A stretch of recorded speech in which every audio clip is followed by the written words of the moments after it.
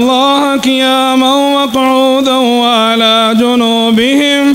ويتفكرون في خلق السماوات والأرض ربنا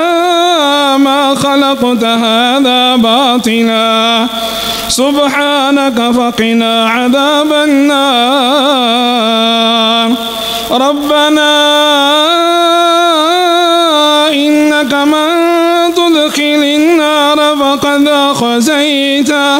وما للظالمين من أنصار ربنا إننا سمعنا مناديا ينادي للإيمان أن آمنوا بربكم فآمنا ربنا فاغفر لنا ذنوبنا وكفر عنا سيئاتنا وتوفنا مع الأبرار ربنا وآتنا ما وعدتنا على رسلك ولا تخزنا يوم القيامة إنك لا تخلف الميعاد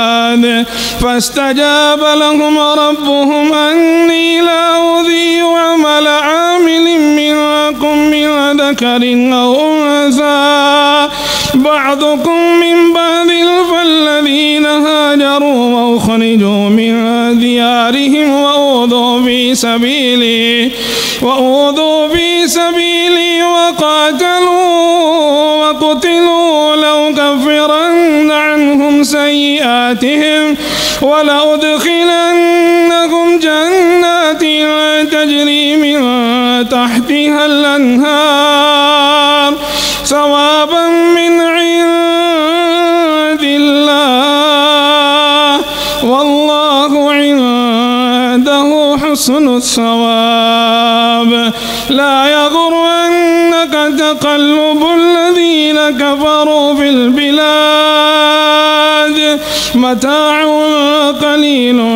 ثم مأواهم جهنم وبئس المهاد لكن الذين اتقوا ربهم لهم جنات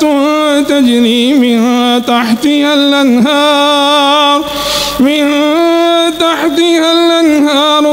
خالدين فيها نزلا من عند الله وما عند الله خير للأبرار وإن من أهل الكتاب لمن يؤمن بالله وما أنزل إليهم خاشعين لله لا يشترون بآيات الله ثمنا